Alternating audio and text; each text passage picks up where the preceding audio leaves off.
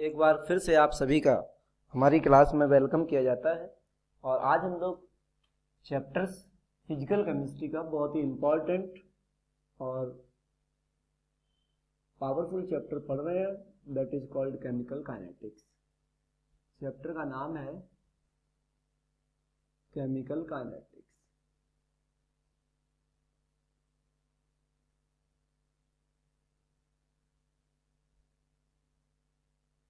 हिंदी में इसको बोलते हैं रासायनिक बलगतिकी।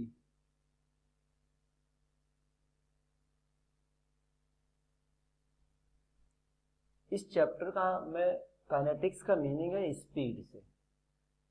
इस चैप्टर में हम वेरियस रिएक्शंस की स्पीड के बारे में बात करने वाले हैं, या हम कहेंगे रिएक्शंस की वेलोसिटी के बारे में बात करने वाले हैं। लेकिन मैं आपको बता दूं, हम लोगों को केमिस्ट्री में इस चैप्टर में पूरी तरह से ये शब्द मना है कि आप स्पीड बोलें या वेलोसिटी बोलें। हमें उसके बदले में कहना होगा रिएक्शंस की रेट के बारे में बात कर रहे हैं। हिंदी मीडियम के बच्चों के लिए अभिक्रिया के वेग के बारे में बात कर रहे हैं, या अभिक्रिया की दर के बारे में बात कर रहे हैं। तो हमें क्या कहना होगा, रेट ऑफ रिएक्शन या फिर अभिक्रिया का वेग। ठीक है, तो ये चैप्टर बेसिकली फिजिकल केमिस्ट्री का चैप्टर है, और इसमें हम रासायनिक अभिक्रिया की वेग देखेंगे, या हम कहने के मतलब से अगर कहना चाहें तो स्पीड ऑफ रिएक्शन देखेंगे। तो मैं लिखता हूं भौतिक रसायन की वह शाखा, चैप्टर का इंट्रो स्टार्ट कर रहा हूं। भौतिक रसायन की वह शाखा जिसके अंतर्गत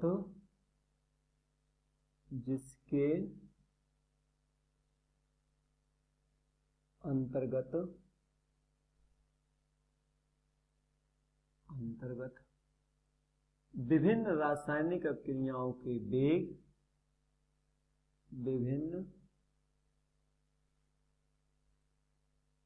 रासायनिक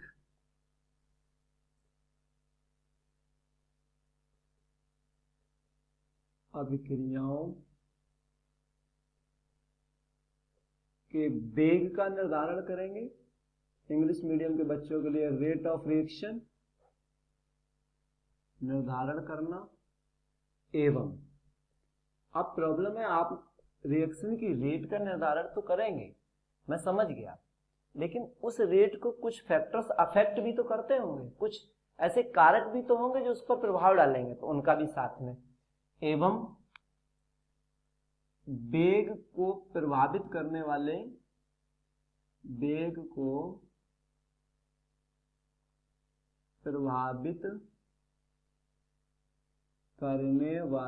कारकों का अध्ययन किया जाता है। कारकों का अध्ययन किया जाता है केमिकल काइनेटिक्स, या इसको हिंदी में बोलते हैं रासायनिक बलगतिकी कहलाता है, किया जाता है। हम हिंदी में लिख रहे हैं तो हमको लिखना होगा रासायनिक बलगतिकी कहलाता है।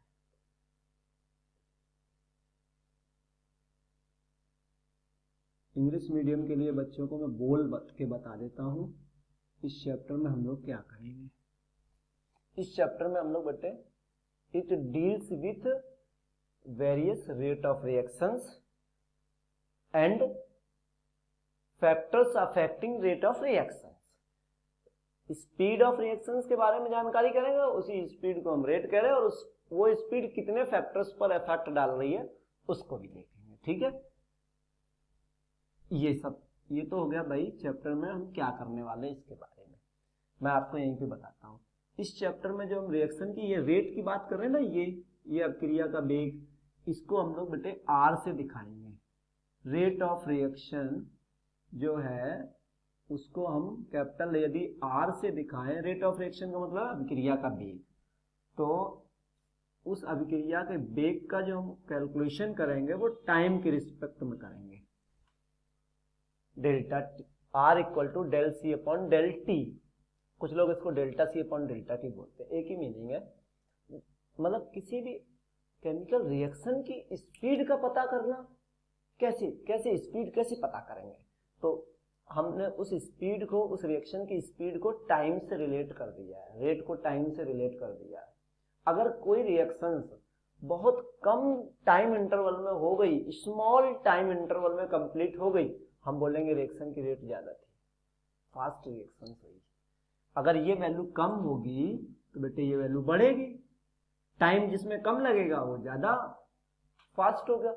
अगर आपको 10 किलोमीटर की दूरी चलनी हो और आप उस 10 किलोमीटर की दूरी को मान लो 5 मिनट में पूरा कर देते हैं, तो इसका मतलब आपने टाइम कम लिया, 5 ही मिनट लिया, और दूरी कितनी चल गई, 10 किलोमीटर।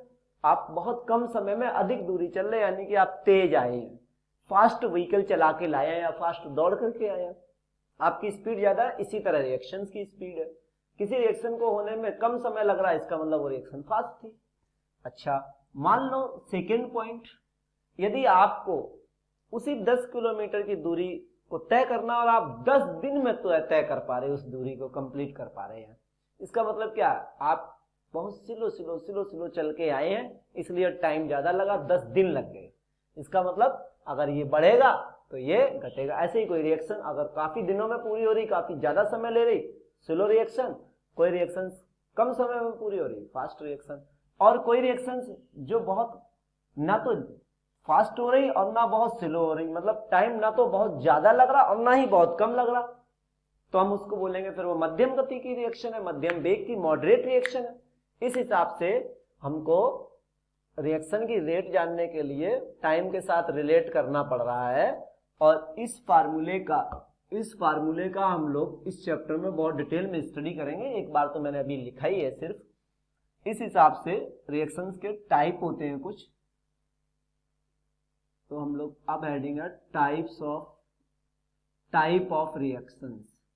ये मैं रिएक्शंस लिख रहा हूं शॉर्ट में, अभिक्रियाओं के प्रकार, टाइम ड्यूरेशन के रिस्पेक्ट में।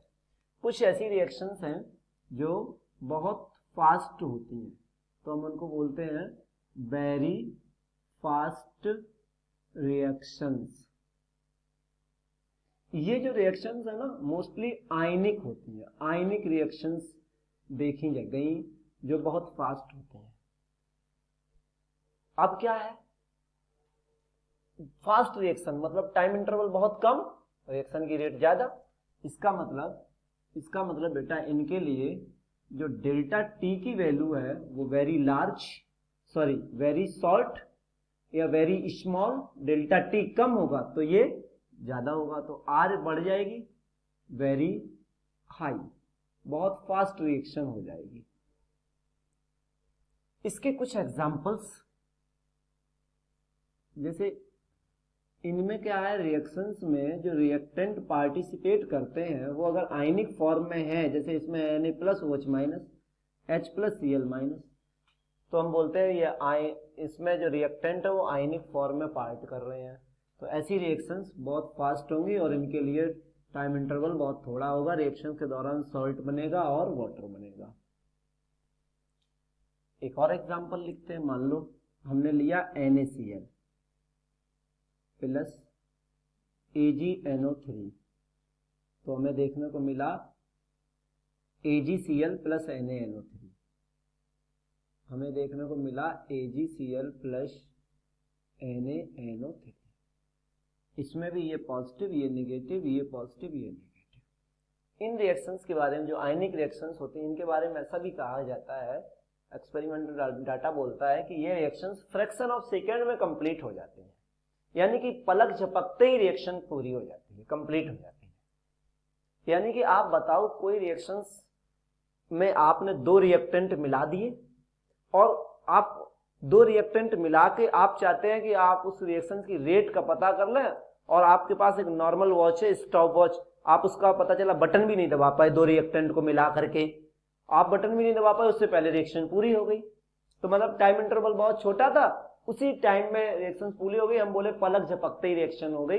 इनके बारे में ऐसा भी बोला जाता है कि आयनिक रिएक्शंस जो है वो फ्रैक्शन ऑफ सेकेंड में पूरी हो जाती हैं, अर्थात 10⁻12 सेकेंड से लेके 10⁻16 सेकेंड में कंप्लीट हो जाती है, बहुत छोटे टाइम में पूरी हो जाती है। समझ गए? चलो मैं इस बात को लिखता हूं, नोट करके लिखता हूं, नोट। ये अभिक्रियाएं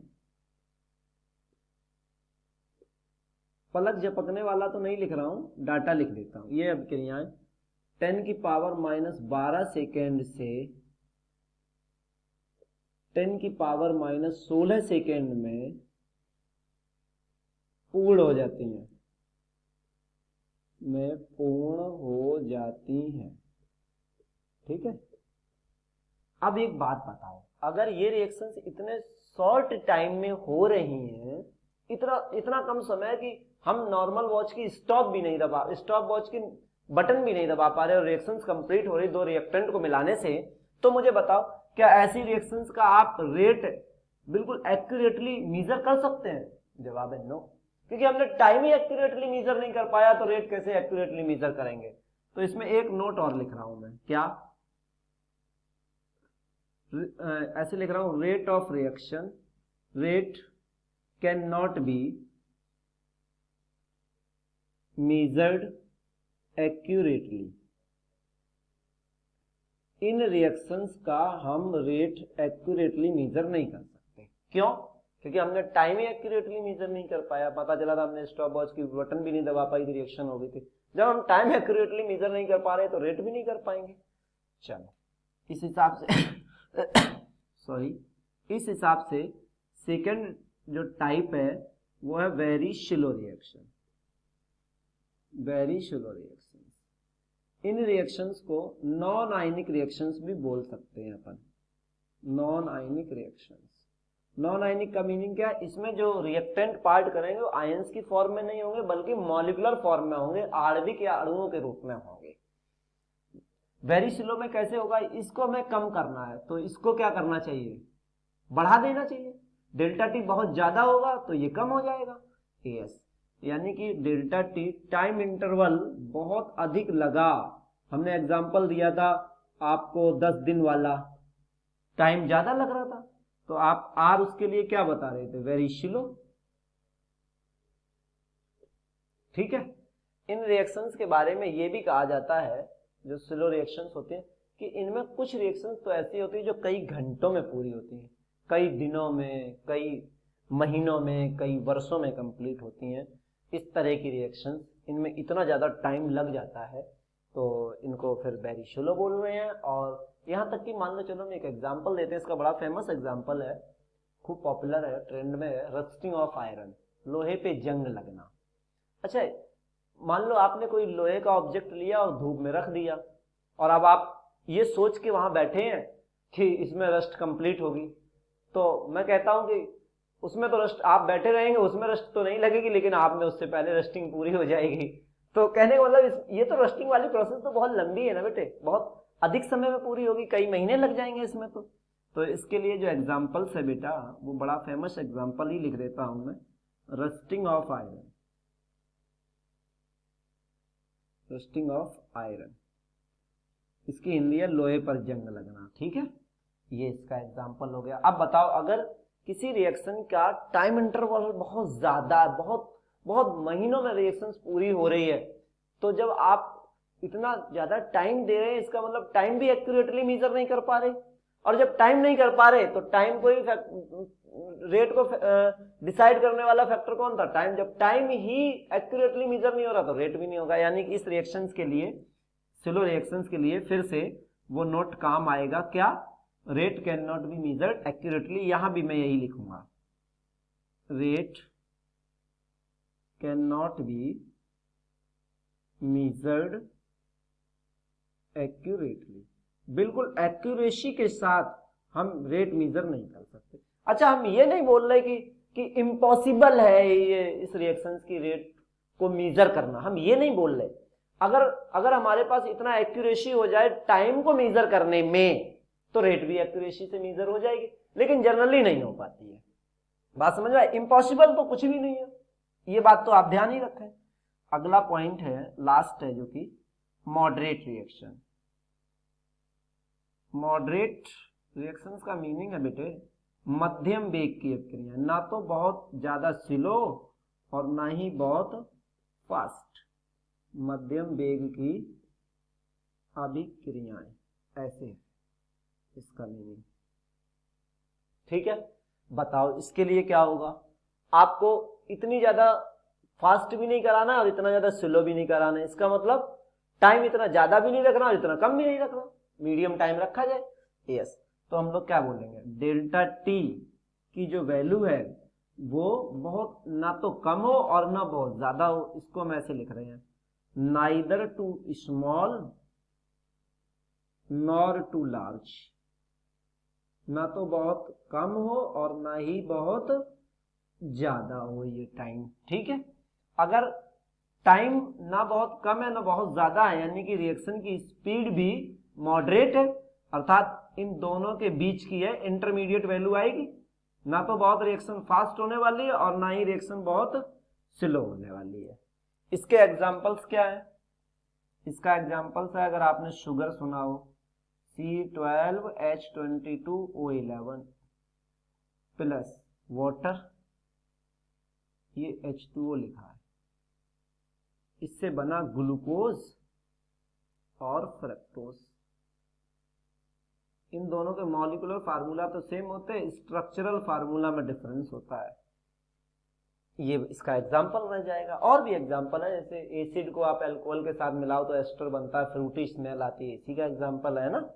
अब मुझे बताओ, अगर आप इसके लिए टाइम बहुत ज्यादा भी नहीं दे रहे, बहुत कम भी नहीं दे रहे, मीडियम टाइम रख रहे, इसका मतलब आप इस रिएक्शन की तो रेट मेजर कर सकते हैं ना। तो इसमें नोट क्या रहेगा, इसमें नोट रहेगा rate can be measured accurately. Can not be measure नहीं बोल रहा हूं मैं, इन दोनों में कैन नॉट बी, क्योंकि टाइम बहुत कम था और इसमें टाइम बहुत ज्यादा था। इसमें ना तो कम है और ना ज्यादा है, मतलब अपने हिसाब से हम टाइम का एक्यूरेटली से मेजरमेंट कर सकते हैं, तो उस हिसाब से फिर आर का भी मेजर हो जाए, आर भी मेजर कर सकते हैं, रेट भी, यानी कि rate can be measured accurately. इसके लिए हम रेट मेजर कर सकते हैं। करेक्ट होगी बात, क्लियर हो गया पॉइंट। चलो भाई, अब आपको हम आगे बताएं, आपको हमने अभिक्रिया के वेग के बारे में आइडिया देना शुरू कर दिया, वो अभिक्रिया की टाइप के बारे में, टाइम के रिस्पेक्ट में।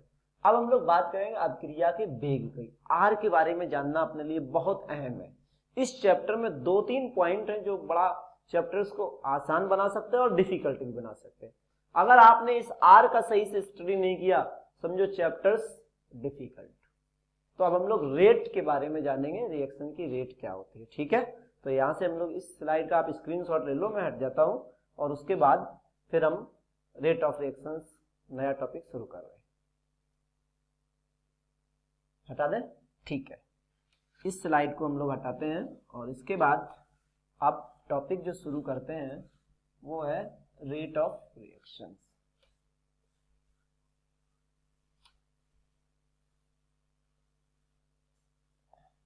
यस,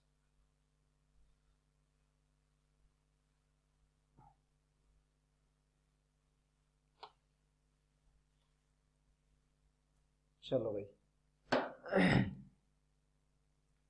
अगली बात, अगला टॉपिक है अभिक्रिया का वेग।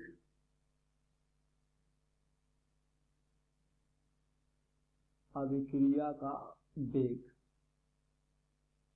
या हम इसी को कह रहे हैं इंग्लिश की भाषा में रेट ऑफ रिएक्शन।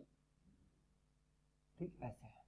क्या होता है, किसी रासायनिक अभिक्रिया का वेग उसके अभिकारक तथा उत्पादों की सांद्रता में जो परिवर्तन हुआ और पर यूनिट टाइम में, प्रति इकाई समय में होने वाले परिवर्तन को कहते हैं। लिख लूं क्या, चलो लिख देता हूं, यहां से लिखता हूं,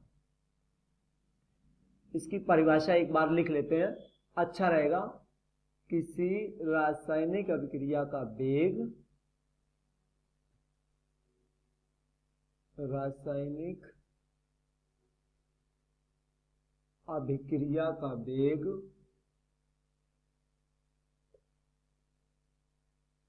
उसके अभिकारक तथा उत्पाद, ये उत्पाद लिखा है बेटे, प्रोडक्ट लिखा है, की सांद्रता में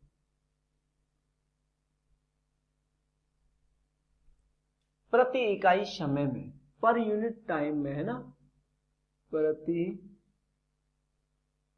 इकाई समय में होने वाले परिवर्तन को कहते हैं।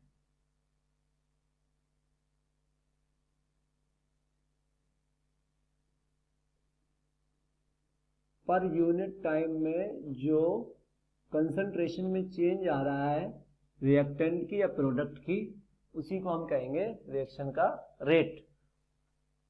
ठीक है बेटे, चलो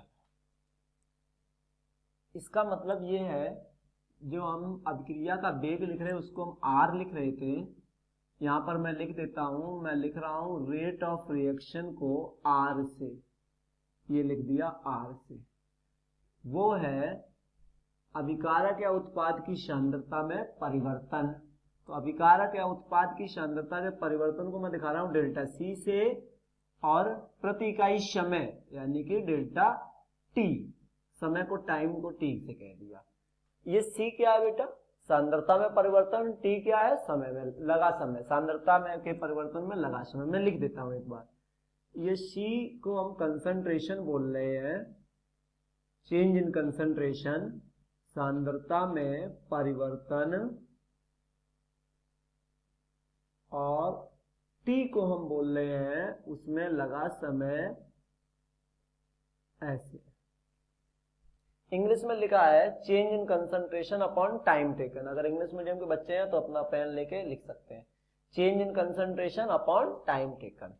ठीक है, अब मुझे बता दो, अगर हम इस आर की यूनिट में निकालना चाहें तो ऊपर सांद्रता की यूनिट, सांद्रता की यूनिट क्या हो गई, मोल पर लीटर, क्यों बेटे, और अपॉन टाइम की यूनिट क्या होती है, सेकेंड, ऐसे लिखने वाले हैं। तो क्या ये वैल्यू जो पर लीटर है इसको मैं ऐसे लिख लूं, मोल इंटू लीटर इनवर्स, और पर सेकेंड है ये भी ऊपर जाएगा तो फिर ये भी सेकेंड इनवर्स हो जाएगा, second inverse, mole litre inverse और सेकेंड इनवर्स। ये किसकी यूनिट आ गई बेटे, ये यूनिट आ गई अपने पास रेट की। किसी भी रिएक्शन की जो रेट है वो उसकी यूनिट मोल पर लीटर पर सेकेंड होगी, या फिर mole litre inverse second inverse होगी। क्या कहते हो, यस या नो, यस। अब हमने अभिक्रिया के वेग तक हम पहुंच गए, रिएक्शन की रेट तक पहुंच गए। अब हमें क्या देखना, इस अभिक्रिया के वेग को हम दो टाइप से व्यक्त कर सकते हैं, एक तो अभिकारक के रिस्पेक्ट में और एक उत्पाद के रिस्पेक्ट में। अभिक्रिया को की रेट को कैसे बताएंगे, या तो प्रोडक्ट का बनने की स्पीड का पता चल जाए हमें कि प्रोडक्ट साफ कितना फॉर्म्ड हुआ है, या हमको ये पता चल जाए कि कितने समय में रिएक्टेंट कितना कंज्यूम हुआ। मान लो time t equal to 10 second में प्रोडक्ट के फॉर्मेशन की स्पीड पता चल जाए हमें, प्रोडक्ट का फॉर्मेशन पता चल जाए, या उसी time t equal to 10 second में रिएक्शंस के कंज्यूम होने का हमें पता चल जाए, तो हम रिएक्शन की रेट तक पहुंच जाएंगे कि रिएक्टेंट कितना कंज्यूम हो रहा है या फिर प्रोडक्ट कितना बन रहा है। करेक्ट। तो हम इस हिसाब से अभिक्रिया के वेग को मैं यहां पर लिख रहा हूं, दो प्रकार से व्यक्त कर सकते हैं। अभिक्रिया के वेग को दो प्रकार से व्यक्त किया जा सकता है या व्यक्त कर सकते हैं। चलो किया जाता है लिख देता हूं। कैसे कैसे दो प्रकार से व्यक्त किया जाता है देखते हैं। अभिक्रिया का वेग किसी रिएक्शंस के कंप्लीट होने में जो रिएक्टेंट कंज्यूम हो रहा है, या तो वो रिएक्टेंट तो खर्च होगा और प्रोडक्ट बनेगा। रिएक्टेंट तो भाई खर्च होगा ना, मान लो हमने किसी कंटेनर में दो रिएक्टेंट मिला दिए, तो हम उस रिएक्शन की कंप्लीट होने पर प्रोडक्ट तो बढ़ेगा, प्रोडक्ट की कंसंट्रेशन तो बढ़ेगी, बनेगा, और रिएक्टेंट खर्च होता चला जाएगा, कंज्यूम होता चला जाएगा। तो अभिक्रिया के फल मैं लिखता हूं, मैं ऐसे लिखता हूं, अभिक्रिया का यदि हमें वेग निकालना हो, मतलब रिएक्शन की रेट निकालना हो इंग्लिश मीडियम के बच्चों, तो हमको अभिक्रिया के फलस्वरूप, अभिक्रिया के फलस्वरूप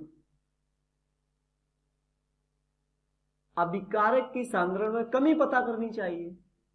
अभिकारक के सांद्रण में कमी, या तो हम ये पता कर ले कि भाई रिएक्शंस कंप्लीट होने में अभिकारक के सांद्रण में सांद्रता में कितनी कमी आई, या हम ये पता कर ले अभिक्रिया के कंप्लीट होने पर उत्पाद की सांद्रता में कितनी वृद्धि हुई और वो कितने समय में हुई, अपॉन लगा समय, अपॉन सांद्रण में लगा समय, ऐसे लिखूंगा मैं।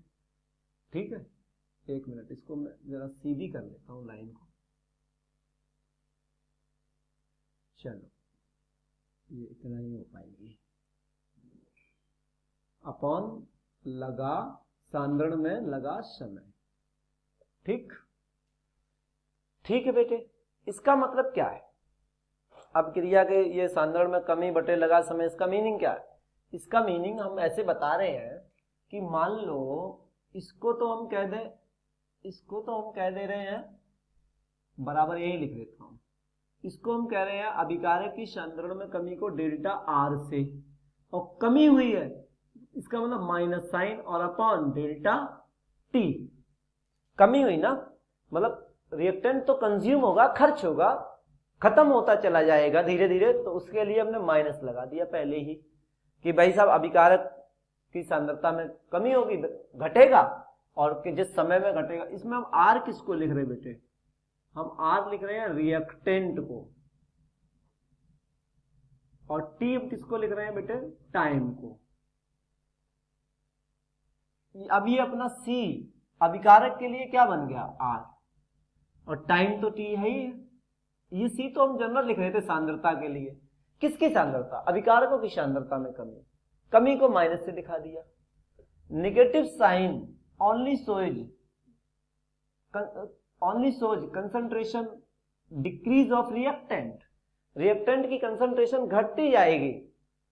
भाई अब हम क्या कर रहे हैं, हमने दो रिएक्टेंट आपस में मिला दिए, अब हम देख रहे हैं कि प्रोडक्ट कितना बन रहा है, तो प्रोडक्ट के तो फॉर्मेशन की बढ़ेगा, प्रोडक्ट तो फॉर्म होगा, उसकी कंसंट्रेशन तो बढ़ेगी, तो वो पॉजिटिव होगा। और घटेगा कौन? जो हमने रिएक्टेंट मिलाए थे, वो खर्च होते जाएंगे, कंज्यूम होते जाएंगे, तो उनके लिए हमने माइनस लगा दिया पहले ही। अच्छा, एक दूसरा मेथड भी हो सकता है अभिक्रिया के वेग को दिखाने का।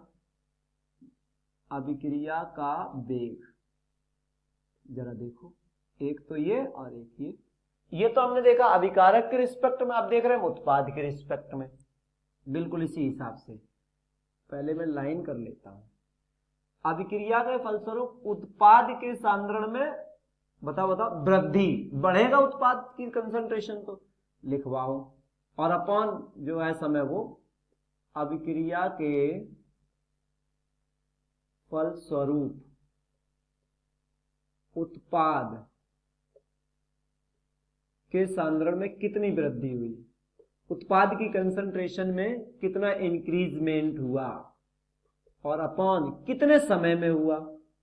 देखो पहले मैं बता चुका हूं, रेट को डिफाइन करने वाला फैक्टर कौन है? टाइम। इसको हम ऐसे लिख दे, क्या वृद्धि हो रही, इसका मतलब पॉजिटिव साइन, उत्पाद यानी कि प्रोडक्ट पी, और परिवर्तन की बात हो रही तो डेल्टा और अपॉन टी। अब ये डेल्टा सी अपने लिए सांद्रता क्या बन गई? प्रोडक्ट की पी और रिएक्टेंट की आर बना दी। तो हमने बेटे पी किसको लिखा है? यहीं पे लिख देता हूं, पी हमने लिखा है प्रोडक्ट को, और टी हम लोगों ने लिखा है टाइम को। करेक्ट? प्रोडक्ट की सांद्रता बढ़ेगी इसलिए पॉजिटिव साइन, और निगेटिव साइन इसलिए क्योंकि रिएक्टेंट की सांद्रता में कमी आएगी। यस या नो? आप कहो तो फिर मैं यहां पर नोट करके लिख दूं, नोट, एक नोट लगा दूं, note, negative sign shows concentration of reactant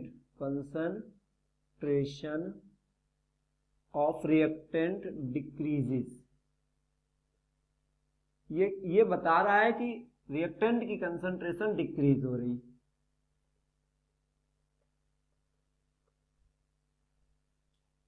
ये पॉजिटिव साइन क्या बता रहा है? Concentration of product is increase. लिख देता हूं नोट। ये नेगेटिव पॉजिटिव साइन क्या बता रहे? Positive sign shows concentration of product is increase. Positive ये बता रहा है प्रोडक्ट की कंसंट्रेशन बढ़ती जाएगी, निगेटिव ये बता रहा है रिएक्टेंट की कंसंट्रेशन घटती जाएगी. मैं डिक्रीजेज और इंक्रीजेज लिखता हूं, है ना, घटती जाएगी. लेकिन मैं आपको एक बात बता दूं, बहुत इंपॉर्टेंट बात है, इसको तो आप मार्क कर लेना इस पॉइंट को. कभी भी होल रिएक्शन की रेट नेगेटिव नहीं हो सकती. बेटा स्पीड तो कभी किसी रिएक्शन की नेगेटिव हो ही नहीं सकती. स्पीड को तो हम नेगेटिव कह ही नहीं सकते. होल रिएक्शन की स्पीड तो हमेशा पॉजिटिव ही होगी. तो एक बहुत बड़ा नोट है, इसको तो मैं स्पेशल पॉइंट करके लिख रहा हूं. एक स्पेशल पॉइंट है जो क्या है कि rate of reaction is always positive. मैंने उस रेट ऑफ रिएक्शन को इट लिखा है, इट इज ऑलवेज पॉजिटिव. कभी रिएक्शन की रेट नेगेटिव नहीं हो सकती. बच्चों ध्यान रखना, बिल्कुल स्पेशल पॉइंट है. इट मैंने इसके लिए लिखा है आर के लिए. आर कभी भी नेगेटिव नहीं हो सकती, हमेशा पॉजिटिव ही होगी. तो ये तो था आर के बारे में जानकारी. हम लोग जनरली तो delta C upon delta T बोलेंगे. कुछ कुछ किताबों में यहाँ पर प्लस माइनस साइन लगा है, मीनिंग वही है, हमने सेपरेट करके लगा दिया. प्रोडक्ट की कंसंट्रेशन बढ़ती जाएगी और रिएक्टेंट की कंसंट्रेशन घटेगी तो माइनस आ जाएगा, इसलिए मैं यहां से हटा के यहीं लगा रहा हूं. सही है, ओके. अब हम लोग बेटा देखेंगे रिएक्शन की रेट कितने टाइप की होती है, type of rate of reaction. इस हिसाब जैसे हम लोग जो जनरली स्पीड की बात करते हैं, 2-3 टाइप की स्पीड होती है. एक तो एवरेज स्पीड होती है, जैसे ये जो एवरेज स्पीड है ना वो लॉन्ग टाइम इंटरवल पे निकाल जाती. मान लो आपने 1 घंटे में 40 किलोमीटर कोई व्हीकल चलाया. आप से जो 1 घंटे का टाइम ड्यूरेशन है ना, एक बड़ा टाइम ड्यूरेशन है, तो आप उसके बारे में बोलेंगे कि 40 किलोमीटर पर स्पीड जो एवरेज स्पीड निकली है. ऐसे ही रिएक्शन की स्पीड हम रेट निकालेंगे.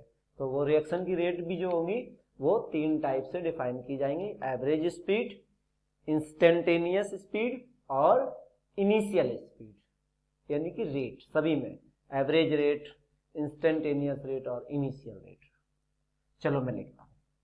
अब हम लोग बात करेंगे type of rate of reaction.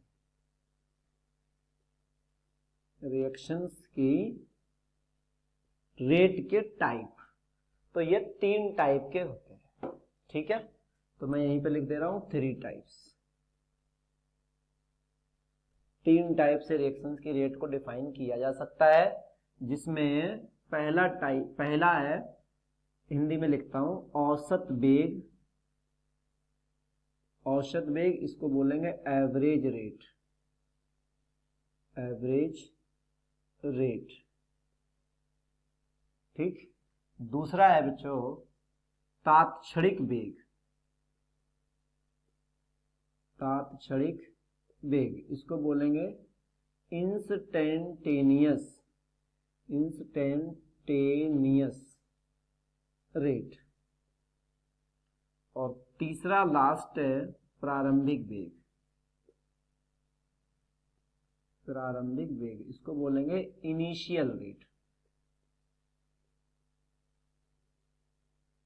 जैसे हम लोग कोई व्हीकल स्टार्ट करते हैं ना, शुरू में एक्सीलरेटर जब वो एक्सीलरेट करता है, शुरुआत में स्टार्ट ही होता है, एक्सीलरेट कर रहा होता है, उसकी स्पीड को बोलेंगे इनिशियल स्पीड, इनिशियल रेट. शुरुआत में उस व्हीकल की स्पीड कुछ अलग होती है जब वो एक्सीलरेट कर रहा होता है. तब कुछ दूरी चलने के बाद, कुछ लॉन्ग टाइम के चलने के बाद, मान लो यहां से आप 200 किलोमीटर चले गए, अब जो रेट निकलेगी ना, जो स्पीड निकलेगी व्हीकल की, वो स्पीड एवरेज स्पीड कहलाएगी. तो हम बोलेंगे रिएक्शन की एवरेज रेट. इसी तरह से जो रिएक्शंस की ज्यादा समय लेंगी होने में, उनको हम बोलेंगे एवरेज रेट, उनकी स्पीड के बारे में. जो शुरुआत में ही रिएक्शंस के होने के शुरू में जो स्पीड निकालेंगे उसको बोलेंगे इनिशियल रेट. तात्क्षणिक क्या बोलेंगे, मान लो आप यहां से 200 किलोमीटर जा रहे थे, उस 200 किलोमीटर के चलने के दौरान आपके सामने से कोई एक ब्लैक कलर की गाड़ी आई, कोई BMW टाइप की, वो जब आपको क्रॉस कर रही थी, पर्टिकुलर उस मोमेंट पर आपकी क्या स्पीड थी? आप किसी हाईवे पे चल रहे थे, ठीक है, जनरली आप जा रहे थे, एक अचानक से एक कोई गाड़ी आई और ब्लैक कलर की थी, BMW थी या रेड कलर की थी, BMW थी, वो जो आपके पास से गुजरी ना, पूछ लिया बताओ उस पल आपकी स्पीड क्या थी? वो क्षण, वो इंस्टेंट पर आपकी रिएक्शन की रेट क्या थी, आपकी स्पीड क्या थी? व्हीकल के लिए आपकी होगी, रिएक्शन के लिए रिएक्शंस की होगी, तो उसको हम बोलेंगे इंस्टेंटेनियस, तात्क्षणिक रेट। बात समझ रहे बेटे? तो हम लोग अब एक एक करके इनको शुरू करते हैं। पहला औसत वेग पढ़ाना शुरू करते हैं, एवरेज रेट। इस स्लाइड को मैं रफ करना चाहता हूं, अगर आप इसका स्क्रीनशॉट ले लें तो फिर मैं रफ कर देता हूं।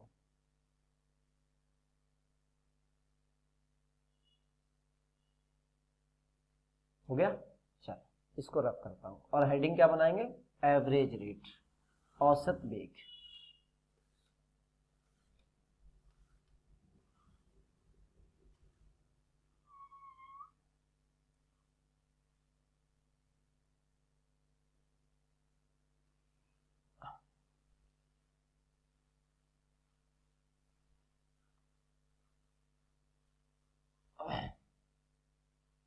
यहां पर जो हम हेडिंग बनाएंगे वो हेडिंग होगी औसत वेग।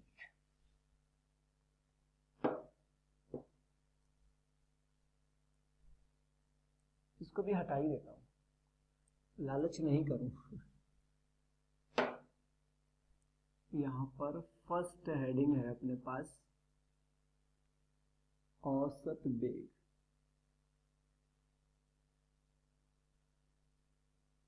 हम लोग इसको बोल रहे हैं एवरेज रेट, ठीक है।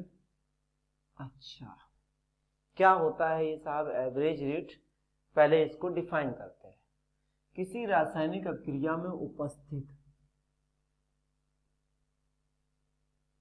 किसी, डेफिनेशन तो लिख लूं पहले फिर बताता हूं। रासायनिक, अभी तो लाइव सही चल रहा ना, में उपस्थित अभिकारक या उत्पाद, सही तो चल रहा, ठीक है। अभिकारक या उत्पाद, अभिकारक या उत्पाद की सांद्रता में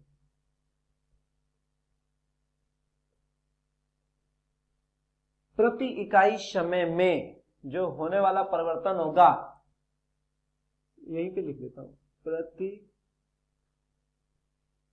इकाई समय में, ये समय लिखा है, में होने वाले परिवर्तन को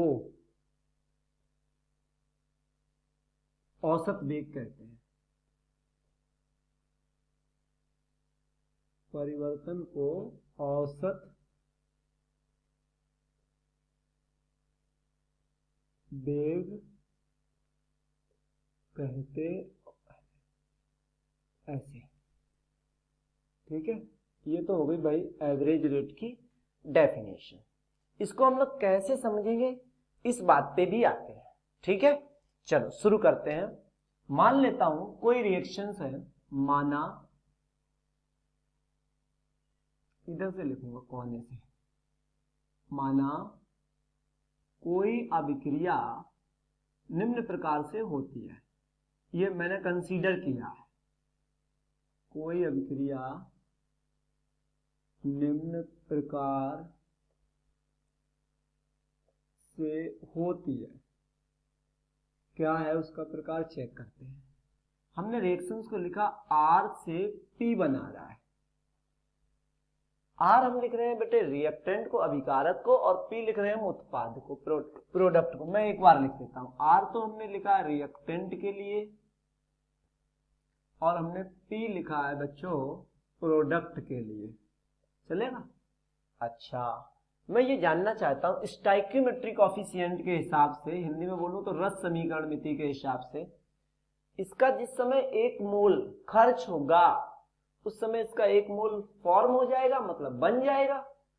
अगर हम कहें इसका 1 मोल जिस टाइम पर कंज्यूम होगा, मान लो t इक्वल टू 10 सेकेंड हो, इसका 1 मोल तो कंज्यूम होना उस t पर, उस टाइम इंटरवल पर, तो उसी समय उसी time t equal to 10 second पर ये p 1 मोल बन जाएगा।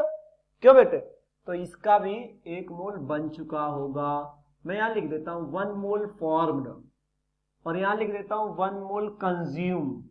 ये तो खर्च हो चुका होगा और ये उसी टाइम इंटरवल पे बन चुका होगा। यस या नो? बात क्लियर हो गई? रिएक्टेंट के खर्च होने की दर और प्रोडक्ट के बनने की दर क्या बराबर होगी? जवाब है यस, क्योंकि सेम टाइम इंटरवल पे हो रहा है। अगर ये 1 मोल खर्च होगा मतलब ये 1 मोल बन जाएगा। क्लियर? अब मान लेता हूं मैं, यदि मैं आपको आगे लेके चलता हूं, यदि समय, मान लो कोई भी समय ले लेता हूं मैं, कोई समय t1 ले लूं, यदि समय t1 व t2 पर मान लिया इसकी सांद्रता t1 टाइम पर r1 हो और इसकी सांद्रता t1 टाइम पर p1 हो, जबकि t2 टाइम पर इसकी सांद्रता r2 हो और इसकी सांद्रता p2 हो। मान लेता हूं मैं ऐसे, t1 व t2 पर r की सांद्रता, या ऐसे लिख दूं रिएक्टेंट की सांद्रता, चलो ऐसे नहीं, ऐसे लिखता हूं t1 व t2 पर r तथा, r हमने इसके लिए लिखा, p इसके लिए लिखा, r तथा p की सांद्रताएं क्रमशः, ऐसे लिख रहा हूं, क्रमशः r1 व p1, t1 टाइम पर तो हो गई बेटे r1 और p1 सांद्रता। अच्छा, एक और यहां पर बात, जो सांद्रता होगी उसको हम फिर स्क्वायर ब्रैकेट में लिखना शुरू कर देंगे। अभी देख लो बेटे, सांद्रता होगी उसको हम स्क्वायर ब्रैकेट में शुरू कर देंगे। इसको बोलते हैं कंसंट्रेशन ऑफ P1 और इसको बोलते हैं कंसंट्रेशन ऑफ R1। तथा जब टाइम T2 होगा ये वाला, तो बताओ कंसंट्रेशन इसकी क्या हो जाएगी? R2 और इसकी क्या हो जाएगी? P2। तो उसको भी हम कंसंट्रेशन को अब स्क्वायर ब्रैकेट में लिखने का आदत डाल लेंगे अभी से। R2 व P2, कंसंट्रेशन ऑफ P2 हो तब, जरा ध्यान से देखना, ये कैसे फंस रहा है, जरा बेटे ध्यान से देखना, तब हम डेल्टा टी निकालना चाहें टाइम में चेंज, तो T2 minus T1, T final minus T initial, भाई बाद वाला टाइम में से पहले वाला टाइम घटा दिया जाएगा। अच्छा, यदि मैं डेल्टा आर निकालना चाहूं, क्या निकालना चाहूं कि भाई रिएक्टेंट की कंसंट्रेशन में कितना चेंज हुआ, तो R2 माइनस R1, इसमें भी R final minus R initial, तो क्या हम लिखेंगे बेटे? R2 में जो चेंज हुआ वो माइनस R1 में जो चेंज हुआ। यस या नो? ऐसे ही चलेगा? ठीक है। अगर मैं डेल्टा P की कंसंट्रेशन में चेंज जानना चाहूं, तो P फाइनल जो कि P2 था और माइनस P इनिशियल जो कि P1 हमने कंसीडर किया है। यस या नो? जहां पर R क्या है, ये वाला, जहां ये कंसंट्रेशन ऑफ R क्या है, मैं लिख रहा हूं R की मोलर सांद्रता, मोलर कंसंट्रेशन है बेटा, और P को ऐसे स्क्वायर ब्रैकेट में लिखा, इसका मतलब क्या है? P प्रोडक्ट की मोलर सांद्रता। ऐसे मैंने सब कुछ स्पष्ट करके बताने की कोशिश की है। जब हम स्क्वायर ब्रैकेट में R लिखेंगे तो हम लिख रहे हैं R की मोलर कंसंट्रेशन, जब हम P लिखेंगे तो हम बता रहे हैं P की मोलर कंसंट्रेशन। यस या नो? तो अब बताओ, अभिक्रिया के सापेक्ष, नहीं सॉरी, अभिकारक के सापेक्ष, इस रिएक्टेंट के सापेक्ष यदि मैं अभिक्रिया का वेग जानना चाहूं, देखो मैं कैसे लिख रहा हूं, मैं लिख रहा हूं अभिकारक के सापेक्ष अभिक्रिया का वेग जानना चाहता हूं, अभिक्रिया का वेग जानने की कोशिश कर रहा हूं। तो बताओ किसकी कंसंट्रेशन? रिएक्टेंट की। रिएक्टेंट की कंसंट्रेशन कंज्यूम हुई मतलब माइनस साइन, डेल्टा आर और अपॉन कितने समय में जो हुई है वो डेल्टा टी। और इसकी जानकारी है हमारे पास R2 माइनस R1 और इसकी भी जानकारी है T2 माइनस T1 कर दिया करेंगे। क्यों बेटे, क्लियर है? इसको हम या करके ऐसे भी बता सकते हैं, उत्पाद के सापेक्ष अभिक्रिया का वेग। अगर हम जानना चाहें प्रोडक्ट के रिस्पेक्ट में इसके, तो ये तो बन रहा है ना, बन रहा है मतलब पॉजिटिव साइन, कंसंट्रेशन बढ़ रही है, डेल्टा पी और अपॉन डेल्टा टी। क्या मैं सही बता पा रहा हूं बेटे? बोलो बोलो। हाँ, और एवरेज रेट को हम इसे यहीं पे लिख देता हूं, इसे rate of average A B, R A B, A B नीचे है सफिक्स में एवरेज रेट के लिए, से प्रदर्शित करेंगे, से प्रदर्शित करते, यही लिख दिया है ऊपर ही कि इसको हम आर ए बी से प्रदर्शित करें। अब मुझे एक बात बताना, बात क्या पूछ रहा हूं मैं ये जानना चाहता हूं कि हमने अगर अभिक्रिया का वेग अभिकारक के रिस्पेक्ट में निकाला, रिएक्टेंट के रिस्पेक्ट में, तो माइनस लग गया, और यदि प्रोडक्ट के रिस्पेक्ट में निकाला तो प्लस लग गया, क्योंकि इसकी कंसंट्रेशन बढ़ रही है, फॉर्म हो रही, और ये कंज्यूम होता जा रहा। ठीक है। अच्छा, प्रॉब्लम ये है कि जो हम टाइम इंटरवल ले रहे हैं, मान लो कोई भी टाइम ले लिया, time t equal to 10 second ले लिया, 10 मिनट ले लिया, कुछ भी, उसमें क्या ये रिएक्शन बता रही है? ये बता रही कि हम 1 मोल तो हम कंज्यूम हो जाएंगे, रिएक्टेंट कह रहा, प्रोडक्ट कह रहा कि मैं 1 मोल बन जाऊंगा उसी टाइम पर।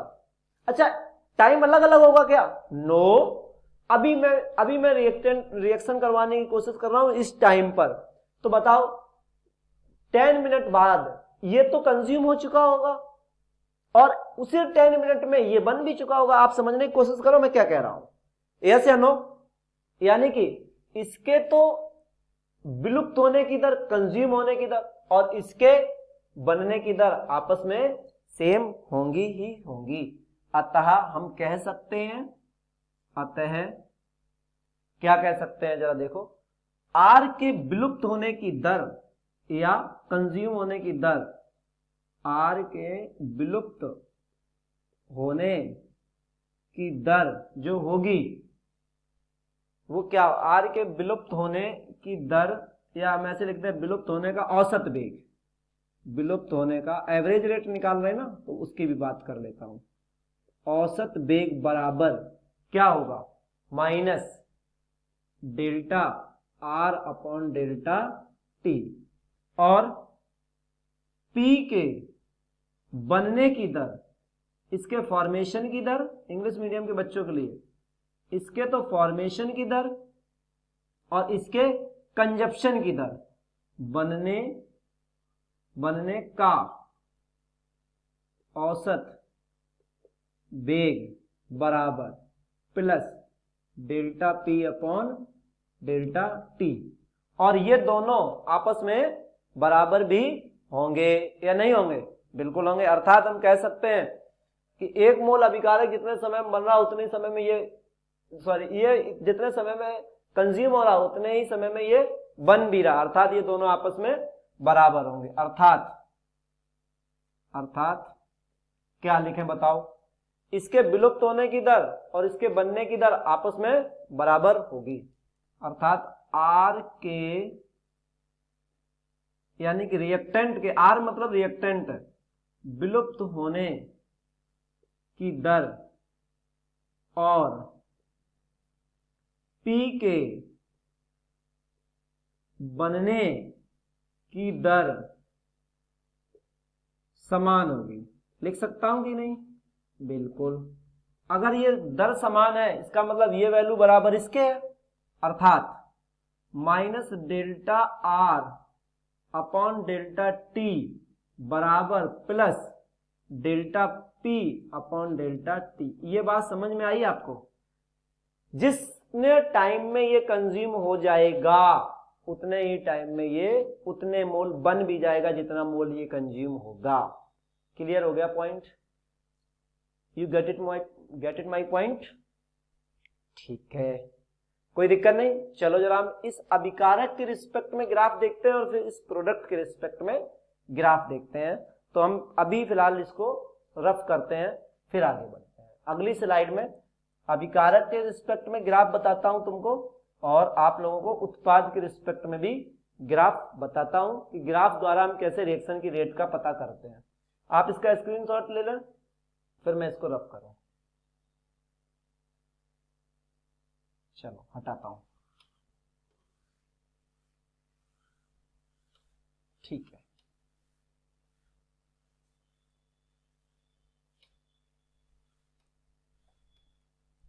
अब देखो, मैं आपको दोनों के रिस्पेक्ट में अलग अलग ग्राफ के माध्यम से बताने की कोशिश करूंगा औसत वेग को। किसी अभिक्रिया के औसत वेग को ग्राफ के माध्यम से कैसे दिखाओगे? किसी अभिक्रिया के औसत वेग को ग्राफ द्वारा, किसी रासायनिक अभिक्रिया के औसत वेग को ग्राफ द्वारा कैसे समझाएंगे? समझा जा सकता है। देखो, मैं आपको बताने की कोशिश करता हूं, ध्यान देना है ना। इधर तो मैं अभिकारक के रिस्पेक्ट में कर रहा हूं काम, और इस तरफ मैं प्रोडक्ट के रिस्पेक्ट में करूंगा। बताओ, रिएक्शंस क्या थी? R से P बन रहा था, क्यों बेटे? अच्छा, तो जो इसका ग्राफ बोलेगा ना, इधर तो मैं जा रहा हूं समय को लेकर, टाइम को लेकर, इस दिशा में एक्स एक्सिस पर, और इस वाई दिशा में मैं ले रहा हूं सांद्रता को, कंसंट्रेशन को, करेक्ट? इधर मैंने लिया है कंसंट्रेशन को, ठीक है। एक तरफ समय ले रहा हूं और एक तरफ सांद्रता ले रहा हूं, दो अलग अलग एक्सिस। चेक करेंगे अभिकारक की सांद्रता और उत्पाद की सांद्रता को ग्राफ द्वारा कैसे दिखाएंगे। जरा देखो, आपको पता है कि रिएक्टेंट की सांद्रता कम होती है, कम होती जाती है, यानी कि ग्राफ घटता जाएगा नीचे की तरफ, ऐसे चलता जाएगा। रिएक्टेंट की कंसंट्रेशन घट रही है, क्यों बेटे?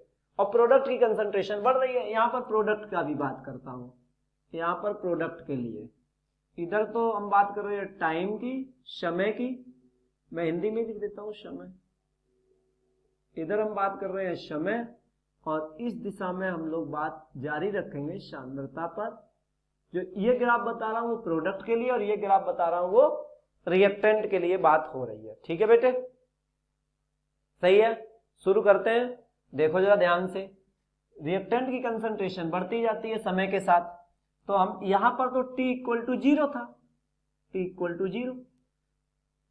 यहां कोई time interval t equal to t1 ले लू, t1 टाइम पर, तब बताओ रिएक्टेंट की कंसंट्रेशन जो होगी, जो रिएक्टेंट की कंसंट्रेशन होगी वो ये होगी, मतलब R1। रिएक्टेंट के लिए तो आपको पता है हम लोग R1 R2 कह रहे थे, इसके लिए R1 मान ली। अलग पेन का सहारा लेते हैं, और मैं आपसे बात करता हूं थोड़े से टाइम इंटरवल और के बाद, मान लो T2 टाइम के बाद, तब जो रिएक्टेंट की बेटे कंसंट्रेशन होगी वो शायद ये होगी R2। बात क्लियर हो रही है? और उसको हम लोग स्क्वायर ब्रैकेट में दिखाएंगे। ठीक है, मुझे बताना, ये जो गैप है ना, ये वाला T1 T2 वाला, ये जो गैप, ये क्या डेल्टा T कहलाएगा? कह सकता हूं मैं इसको। और इस गैप को क्या मैं डेल्टा R नहीं कह सकता? बिल्कुल कह सकता हूं। क्या कहते हैं आप, मेरी बात से सहमत हैं? ये जब हम औसत वेग निकालते हैं ना, तो बड़े टाइम इंटरवल के लिए निकालते हैं, ध्यान रखें, और उसके लिए हम फिर डेल्टा जैसे साइन का इस्तेमाल करना शुरू कर देते हैं। मैं आपसे जानना चाहता हूं, जब T1 टाइम था तब कंसंट्रेशन क्या थी? T1 टाइम पर ये ब्लैक वाली R1, टाइम T1 पर कंसंट्रेशन थी R1, टाइम T2 पर कंसंट्रेशन, ये ब्लू पेन से, R2, एवं T2 टाइम पर कंसंट्रेशन R2 थी। यस या नो? मुझे बताओ, ये R1 कंसंट्रेशन और R2 कंसंट्रेशन कौन सी ज्यादा है? जबकि ग्राफ में सांद्रता नीचे से ऊपर बढ़ रही है, R1 ज्यादा है। इसका मतलब R2 वैल्यू कम है बजाय R1 के। आप समझ पा रहे हैं मैं क्या बताना चाह रहा हूं? R2 कम हुई ना, देखो R2 कम है और R1 ज्यादा है क्योंकि कंसंट्रेशन तो ऊपर बढ़ रही है। यस, तब हम RAB निकालना चाहें, एवरेज रेट, तो आपको फार्मूला तो अभी मैंने बताया, minus delta R upon delta T। तो बताओ माइनस डेल्टा, इसको यहां ना लिख के यहां लिख रहा हूं, माइनस डेल्टा R को मैं क्या लिख सकता हूं, R2 की कंसंट्रेशन और माइनस R1 की कंसंट्रेशन और अपॉन डेल्टा T को मैं क्या लिख सकता हूं, T2 माइनस T1। अब मुझे ये बताओ बेटा, अब हम लोग ये जो माइनस साइन लगा रहे हैं, मैं एक बार इसको सही से लगा देता हूं, मुझे थोड़ा समय देना। ये हमने माइनस RAB निकालने के लिए माइनस यहां लगाया और इस फंक्शन को ऐसे किया। ये जो हम माइनस साइन लगा रहे हैं वो केवल ये बता रहा है कि रिएक्शन की कंसंट्रेशन डाउन डिक्रीज हो रही, करेक्ट, ये तो ये बता रहा है। अब मुझे एक बात बताना, मैंने ये भी तो बोला था रिएक्शन की रेट स्पीड कभी निगेटिव नहीं हो सकती, जबकि यहां तो निगेटिव दिख रहा। नो, ये निगेटिव नहीं है, मैं सिखाता हूं कैसे। R2 कम है, R1 ज्यादा है, मतलब ये वैल्यू तो है कम और ये वैल्यू है ज्यादा। अगर ये वैल्यू ज्यादा है, निगेटिव वैल्यू ज्यादा है, तो ये पूरा फंक्शन क्या आने वाला, निगेटिव, और एक निगेटिव ये ऑलरेडी लगा है, तो ये निगेटिव और ये फंक्शन तो निगेटिव है, कैसा हो गया, पॉजिटिव। आई रिपीट, आपने देखा R2 कम है, R1 ज्यादा है, यानी कि ये फंक्शन ज्यादा है, यानी कि निगेटिव वैल्यू ज्यादा है। तो जब निगेटिव में से पॉजिटिव घटाएंगे तो ये फंक्शन कैसा आएगा, निगेटिव, और एक निगेटिव पहले से लगा रखा है जो रिएक्शन की रिएक्टेंट की कंसंट्रेशन को घटा रहा था, तो ये निगेटिव और ये function negative, total average rate कैसी आएगी, पॉजिटिव आएगी या निगेटिव, जवाब है पॉजिटिव। रिएक्शन की रेट कभी निगेटिव नहीं बात करोगे, पहले ही रोक दिया गया था। ये ग्राफ किसके लिए था, फॉर रिएक्टेंट, ये ग्राफ था रिएक्टेंट के बारे में जानने के लिए। अगर हमें प्रोडक्ट के बारे में जानना हो तो इधर देखना चाहिए, फॉर प्रोडक्ट, प्रोडक्ट की एवरेज रेट निकालते हैं। ये ग्राफ फॉर प्रोडक्ट के लिए है और ये रिएक्टेंट के लिए था। बताओ प्रोडक्ट की तो कंसंट्रेशन बढ़ती है ना, ग्राफ तो ऊपर से जाएगा। यहां क्या था, time t equal to 0, yes, हमने टाइम बढ़ा दिया, t1 कर दिया, t0 से t1। उस t1 टाइम पर जब हम कंसंट्रेशन देखेंगे रिएक्टेंट की, तो क्या मुझे ये वाली दिखाई देगी, ये कंसंट्रेशन जो कि R1 होगी, टाइम t1 पर R1 कंसंट्रेशन, यस या नो, करेक्ट हो गई बात। हम थोड़ा सा और बढ़े, टाइम हमने यहां लिया t2, मैं अलग पेन का सहारा ले रहा हूं, तब जो रिएक्टेंट की कंसंट्रेशन होगी वो हम यहां से देख लेंगे, तब जो कंसंट्रेशन होगी वो हम यहां से देखने वाले हैं। क्यों, सही है बेटे। अब बताओ जो ये गैप है, क्या ये डेल्टा T है, और ये जो कंसंट्रेशन थी वो R2 थी बच्चों। तो अब की बार जो ये गैप है R1 R2 का, क्या यही डेल्टा R कहा जा सकता है, बिल्कुल कहा जा सकता है। बात समझ में आ रही, मुझे बताना, जब T1 कंसंट्रेशन था, नहीं T1 टाइम था तो कंसंट्रेशन R1 थी, एवं जब टाइम T2 है तो कंसंट्रेशन क्या है, R2। T2 टाइम पर कंसंट्रेशन तो है R2।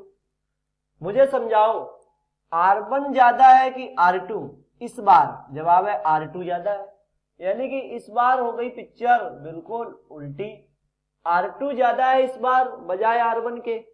तो अब हम जो एवरेज रेट निकालेंगे प्रोडक्ट के लिए, प्लस लगा लेना चाहिए, और डेल्टा P और अपॉन डेल्टा T, ये फार्मूला होता है, प्लस, तो ऐसा ही डेल्टा P को मैं अभी भी बात हुई थी P2 माइनस P1 लिख सकता हूं, और अपॉन, सॉरी ये P1 P2 कर दूं, प्रोडक्ट के लिए कंसंट्रेशन की बात हो रही है, यहां भी मैं P1 P2 कर देता हूं, प्रोडक्ट के लिए कंसंट्रेशन की बात हो रही है, ये P2 वैल्यू ज्यादा है P1 से, प्लीज करेक्ट इट,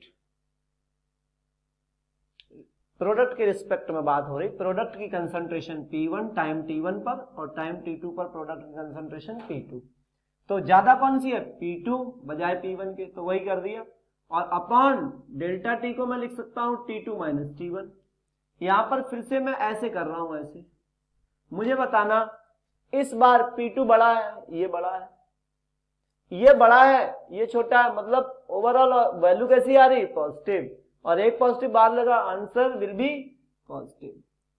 तो क्या अभी अपन लोगों ने बात की थी कि कभी भी रिएक्शन की रेट निगेटिव नहीं हो सकती, रिएक्शन की रेट तो हमेशा पॉजिटिव होगी, और एवरेज रेट लार्ज इंटरवल के लिए निकालेंगे और उसके लिए हम साइन डेल यूज करेंगे। अगर प्रोडक्ट के रिस्पेक्ट में निकालेंगे तो del P upon del T, और अगर रिएक्टेंट के रिस्पेक्ट में निकालेंगे तो del R upon del T लिखने वाले हैं। करेक्ट? क्लियर हो गई बात? कोई किसी को दिक्कत हो तो देख लो, बिल्कुल कंफर्म होनी चाहिए बात, सब ठीक है? Okay, correct. अच्छा, इसको हम अप्लाई कैसे करते हैं? मान लो कोई रिएक्शन लिख लेता हूं, एक क्वेश्चन है, मान लेते हैं। क्वेश्चन क्या है? 2HI से H2 और I2 बन रहा है। पूछे इस अभिक्रिया के लिए औसत वेग की गणना कीजिए, के लिए औसत वेग बताइए, ऐसे पूछ दे आपसे, औसत वेग बताइए, या हम ऐसे ही लिख देते हैं के लिए औसत वेग। तो आपको कैसे करना जरा देखो, फिर से सीखो। RAB रिएक्शन की रेट के लिए एवरेज रिएक्शन का एवरेज रेट निकाल रहे हैं। तो ये क्या है? Delta HI upon delta T, concentration HI की और टाइम जो। अब बताओ, निगेटिव साइन रिएक्टेंट है, ये रिएक्शन में रिएक्टेंट बन चुका है, निगेटिव साइन। क्लियर? और जो बेटे कॉफिशिएंट लिखे होते हैं स्टाइकियोमेट्रिक कॉफिशिएंट, उसका देते हैं हम भाग, यानी कि 1/2 और delta HI upon delta T, ये delta HI upon delta T ऐसे बराबर। आपको तो पता है रिएक्टेंट की कंसंट्रेशन और प्रोडक्ट की कंसंट्रेशन आपस में बराबर होती है, तो बराबर प्लस ये क्या है बेटे? Delta H2 upon delta T बराबर प्लस, ये भी प्रोडक्ट है, प्लस लगा लिया, delta I2 upon delta T, ऐसे लिख के आएंगे। जो स्टाइकियोमेट्रिक कोएफिशिएंट होगा वो चला जाएगा डिवाइड में, और उसकी कंसंट्रेशन अपॉन टाइम की, और यहाँ प्रोडक्ट के लिए पॉजिटिव साइन, रिएक्टेंट के लिए नेगेटिव साइन लगा के रख लेंगे और लिख के आ जाएंगे। बात समझ में आई? तो इस तरह हम लोगों ने एक तो अपना देख लिया औसत वेग। अब हम लोग देखेंगे नंबर 2 तात्क्षणिक वेग के बारे में। आज इसका स्क्रीनशॉट ले लो, फिर तात्क्षणिक वेग बता देता हूं। ले लिया? चलो इसको भी हटाते हैं।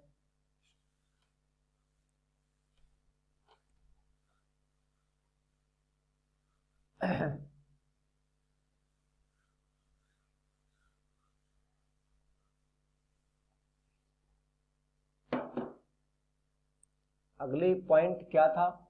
नंबर 2 तात्क्षणिक वेग। तात्क्षणिक वेग, इसको हम लोगों ने बोला था इंस्टेंटेनियस रेट, इंस्टेंटेनियस रेट। इसकी परिभाषा क्या है? किसी निश्चित क्षण पर, मूवमेंट पर, किसी पल में पूछ ले कि उस पल आपकी स्पीड क्या थी किसी व्हीकल की, अभी BMW कार वहां से गुजरी थी, याद आया क्या? तो किसी निश्चित क्षण पर जो अभिक्रिया का वास्तविक वेग होगा वही उसका तात्क्षणिक वेग कहलाएगा। मैं लिखता हूं, किसी निश्चित क्षण, निश्चित क्षण का मतलब है कोई पर्टिकुलर मूवमेंट, निश्चित क्षण पर, ये सब ध्यान रखो, निश्चित क्षण पर अभिक्रिया का वास्तविक वेग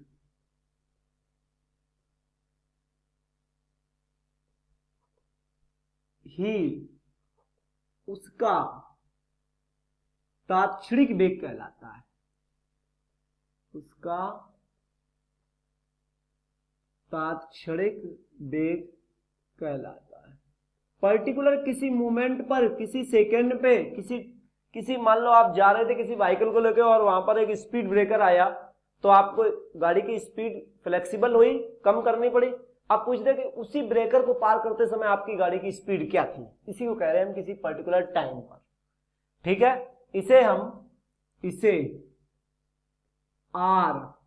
RINST से दिखाने वाले हैं, से प्रदर्शित करेंगे। ठीक है, ये R कैपिटल भी बना सकते हैं, नो इश्यू, उसी में भी R कैपिटल बना सकते थे, AB वाले में कोई फर्क नहीं पड़ता है। क्लियर हो गई बात? तो शुरू करें बेटे। चलो, यहां पर वही हम रिएक्टेंट के लिए देखेंगे और वहां पर प्रोडक्ट। यहां पर मैं बता देता हूं, कोई रिएक्शन है R से P बन रहा है, यहां भी कोई रिएक्शन है जिसमें R से P बन रहा है। इधर रिएक्टेंट के रिस्पेक्ट में जा रहे हैं, तो हमने इधर अब की बार तो इंग्लिश मीडियम में लिखता हूं, टाइम लिया है और इस तरफ हमने कंसंट्रेशन लिया है, इस तरफ ये ऊपर की तरफ कंसंट्रेशन, यहां टाइम t इक्वल टू 0 है। बताओ रिएक्टेंट की कंसंट्रेशन तो घटती जाएगी? बिल्कुल साहब, घटा दी, घट रही है रिएक्टेंट की कंसंट्रेशन, रिएक्टेंट घटता जा रहा है। 1 मिनट थोड़ा सही से बना देना, ये लो घटता गया रिएक्टेंट। ठीक है, अच्छा हम बात करते हैं यहां टाइम t, मैं मार्कर बदल लूं, इसमें इंक खत्म हो गई है। हम बात करते हैं इस टाइम t1 पर, तो बताओ रिएक्टेंट की कंसंट्रेशन कोई यहां होगी, यही होगी। तो कंसंट्रेशन थोड़ा मैं ऊपर नीचे लिखूंगा, यहां पर मैं लिखता हूं R1, यहां कंसंट्रेशन लिख देता हूं, सांद्रता है ना, ये हो गई R1। क्लियर हो गई बात? ठीक है, यहां भी नहीं बनेगा, फिर R2 नीचे आएगा, यहां लिखता हूं कंसंट्रेशन इधर। अच्छा, टाइम t2 देख लेते हैं।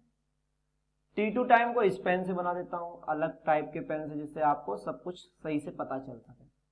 अब की बार जो कंसंट्रेशन होगी रिएक्टेंट की वो ये होगी, ये होगी। क्यों? लाइन सीधी कर लेता हूं। अब की बार जो रिएक्टेंट कंसंट्रेशन होगी वो ये होगी, जिसको हम R2 बोलने वाले हैं। अच्छा बेटे, सब सही है, ओके। मुझे बताना फिर से, जब t1 टाइम था तो कंसंट्रेशन R1 थी, और जब टाइम t2 लिया आपने तो कंसंट्रेशन आपको R2 लेनी पड़ी, ऐसा ही है ना। फिर से R1 ज्यादा है, R2 कम है, फिर से R1 तो है, R2 तो है कम, और R1 तो है ज्यादा। तो अब हम जो निकालेंगे, अगर इस हिसाब से निकाला R, तो वो तो फिर इसके पूरे के लिए निकाला, तब तो एवरेज आ जाएगा, तब तो एवरेज आ जाएगा ना निकल के। अगर मैंने इस कर्व के लिए निकाला तब तो RA भी निकल आएगा, और क्या आएगा, माइनस R2 माइनस R1 की कंसंट्रेशन और divide by T2 minus T1 की कंसंट्रेशन, और इसको तो यहां लगाना पड़ेगा ऐसे, तब तो ये वो वाला निकल के आ गया एवरेज वाला। जबकि अपने निकालना कौन सा है, इंस्टेंटेनियस निकालना है हम लोगों को, एवरेज नहीं निकालना है। तो एवरेज निकालने के लिए हमें तो इस कर्व पे, हम इधर से गाड़ी चला रहे हैं, रिएक्टेंट की कंसंट्रेशन घटती जा रही, मान लो किसी पर्टिकुलर मूवमेंट पे पूछ ले, मान लो इस मूवमेंट पे पूछ ले, वो बोले कि यहां पर जब आप थे उस समय आपकी रिएक्शन की रेट क्या थी, आपके व्हीकल की स्पीड क्या थी। तो सबसे पहले हम इस पे एक टेंजेंट डाल लेते हैं, इस मूवमेंट पे निकालना है तो एक स्पर्शी रेखा खींच दी, सही है। किस पे निकालना था, यहां पर, यहां निकालना है।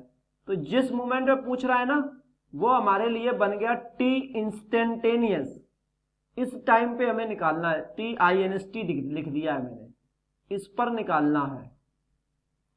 बोलो सही है बात, बिल्कुल क्लियर हो गई। तो इस पर फिर हम चले जाएं, एक स्लोप डालना शुरू कर देते हैं, तो ऐसे ऐसे ऐसे ऐसे। क्लियर हो गई बात, क्या कहते हो, बिल्कुल क्लियर है। अब जो यहां पर हम निकालेंगे, इस मूवमेंट पे निकालेंगे, क्या वो RINST इंस्टेंटेनियस रेट निकलेगा। जिस क्षण पे पूछ रहा है वो अब तो तात्क्षणिक रेट निकलेगा ना। तो इस छोटे से टाइम के लिए, इस पल के लिए जो यहां पर पूछा है t इंस्टेंट पर, यहाँ पर जो रेट पूछा इसके लिए फिर हम बड़ा चेंज नहीं है, ये बहुत छोटा चेंज है, तो हम डेल्टा का यूज ना करके फिर बेटे डी का यूज करते हैं। डिफ्रेंसिएशन नहीं मैथ में होता है, छोटे चेंज के लिए करते हैं, तो इसके लिए फिर हम करते हैं minus D R upon D T. Meaning same है, उसमें डेल्टा लिखते थे, यहाँ डेल्टा लिखते थे, इसमें हम छोटे चेंज के लिए बहुत छोटे टाइम इंटरवल के लिए बात हो रही है, इसलिए डी लिखा है। यहाँ पर नहीं हम लोग ऐसे लिखते थे डेल्टा आर बटे डेल्टा टी, तो वही वाला है। आप कहो तो यहाँ पर फिर मैं डेल्टा ही लिख देता हूँ उसी स्टाइल में, minus delta r upon delta T, और ये तो आप समझ गए R2 माइनस R1 करके निकाल लेंगे। लेकिन यहाँ पर एवरेज के लिए डेल्टा और इंस्टेंटेनियस के लिए छोटे चेंज के लिए डी लिखेंगे। आप तो जानते हैं slope of line is called tangent, वो इस रेट या change in concentration. Slope of line is called rate या फिर चेंज इन कंसंट्रेशन, ऐसे कहते हैं। तो ये तो हमने किसके रिस्पेक्ट में देखा बेटे, रिएक्टेंट के रिस्पेक्ट में। ये जो इधर हम लोगों ने ग्राफ दिखा ना, ये फॉर रिएक्टेंट देखा, रिएक्टेंट के लिए, जबकि इधर हम देख रहे हैं प्रोडक्ट के लिए ग्राफ। तो देखो इंस्टेंटेनियस का आपको प्रोडक्ट के लिए ग्राफ दिखाते हैं, इधर टाइम की बात करते हैं हम लोग और इधर की तरफ कंसंट्रेशन की बात करते हैं। क्यों? कंसंट्रेशन को शॉर्ट में लिख दिया। अब बताओ प्रोडक्ट के लिए तो कंसंट्रेशन बढ़ती जाती है, ऐसे ही होता है। यहां टाइम t इक्वल टू 0 है, थोड़ा सा टाइम और बढ़ाया, मान लो यहां आ गए t1 पर, तब जो कंसंट्रेशन होगी वो ये वाली होगी, ये तो वो हो गई R1, वो सॉरी P1 प्रोडक्ट के लिए, P1 यानी T1 टाइम पर P1 कंसंट्रेशन, थोड़ा और बढ़ा लेता हूं, यहां आ जाता हूं T2 पर, तब कंसंट्रेशन P2 है, ये वाली, ये है P2, T2 टाइम पर P2 कंसंट्रेशन है।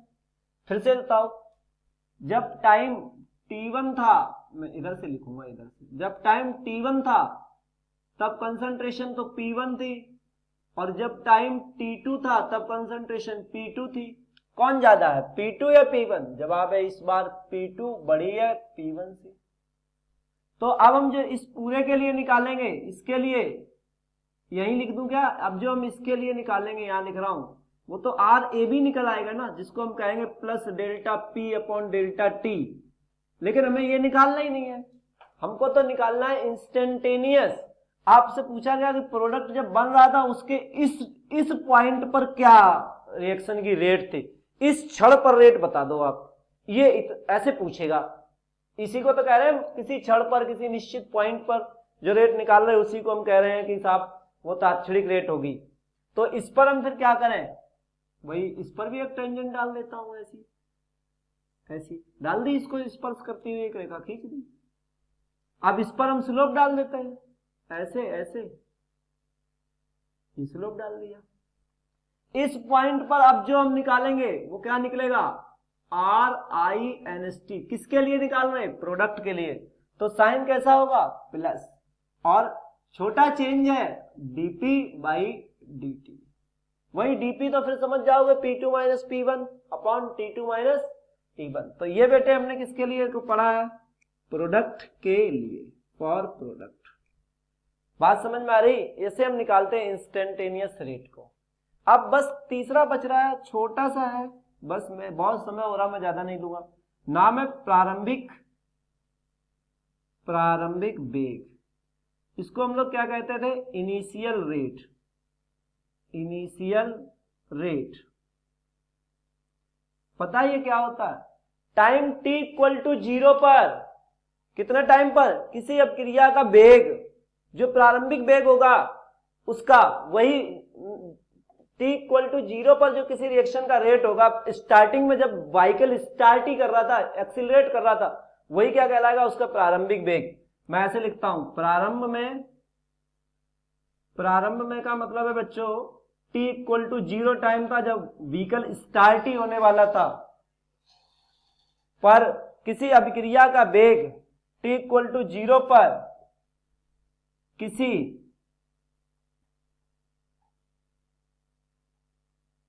अभिक्रिया का वेग, उसका प्रारंभिक वेग कहलाता। प्रारंभिक वेग कहलाता है। इसे RINIT, इनिशियल का INIT और उसमें INST, ठीक है, इंस्टेंट के लिए से प्रदर्शित करते हैं।